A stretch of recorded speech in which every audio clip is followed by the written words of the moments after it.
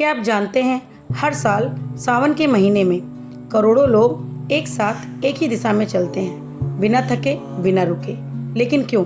क्या महज आस्था है या इसके पीछे कोई गहरा रहस्य छिपा है? पुराणों की माने तो ये कोई साधारण यात्रा नहीं है। कहा जाता है जब श्री राम ने रावण वध के बाद महादेव की आराधना करनी चाहिए तो उन्होंने स्वयं पैदल चलकर गंगा जल लाकर शिवलिंग पर चढ़ाया था। वहीं से कांवड़ यात्रा की शुरुआत मानी जाती है। लेकिन ये तो बस शुरुआत है। हर साल सावन में गंगा घाटों से लेकर शिव धामों तक एक अदृश्य ऊर्जा बहती है। कई साधक कहते हैं कि इस यात्रा में चलते चलते उन्हें ऐसा अनुभव होता है मानो कोई अदृश्य शक्ति उन्हें अपने कंधों से उठाकर आगे बढ़ा रही है। क्या वो स्वयं शिव हैं? कांवड़ का अर्थ होता है अपने कंधों पर 2 कलशों में गंगा जल लेकर पैदल चलना। लेकिन सवाल ये उठता है कि आखिर शिव को गंगा जल क्यों चढ़ाया जाता है? शिव स्वयं गंगाधर है, फिर गंगा को शिव पर क्यों?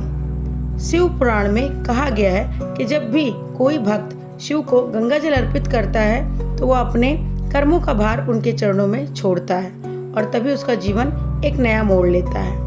कांवड़ यात्रा में नियम बड़े कठोर होते हैं। नंगे पांव, ब्रह्मचर्य, उपवास और हर कदम पे बोल बम की गूंज। लेकिन इसी तप में छिपा है आत्मशुद्धि का मार्ग। कहते हैं इस दौरान जो भक्त सच्चे भाव से चलता है उसके सारे पाप जल के साथ बह जाते हैं। तो अब मैं आपको कुछ ऐसी कहानियां सुनाने वाली हूँ जिसको सुन के आप दंग हो जाएंगे। कुछ हमारे पास चमत्कारी घटनाएं हैं जो बताती हैं कि कांवड़ का कितना महत्व है। उत्तराखंड में एक कांवड़िया अचानक पहाड़ से गिरा, लेकिन नीचे गिरने से पहले किसी ने उसे हवा में थाम लिया। किसी ने नहीं देखा, लेकिन बचा लिया गया। क्या वो स्वयं शिव थे? इसी तरीके से मैं एक और घटना बताने जा रही हूँ बिहार की। बिहार के एक गांव में एक लकवाग्रस्त व्यक्ति साल भर बिस्तर पर रहता है, पर जैसे ही सावन आता है वह उठकर कांवड़ यात्रा करता है। यात्रा पूरी होने के बाद फिर से लकवे में चला जाता है। क्या ये चमत्कार नहीं है? और मैं एक महिला की कहानी बताने वाली हूँ। एक महिला ने सपना देखा, शिव ने कहा मेरे लिए जल लाओ। अगली सुबह उसका पुराना कैंसर रिपोर्ट में गायब मिला। क्या यह मात्र संयोग था? ऐसी हजारों घटनाएं बताती हैं कि सावन की कांवड़ यात्रा केवल एक परंपरा नहीं, यह साक्षात शिव से जुड़ने का अवसर है।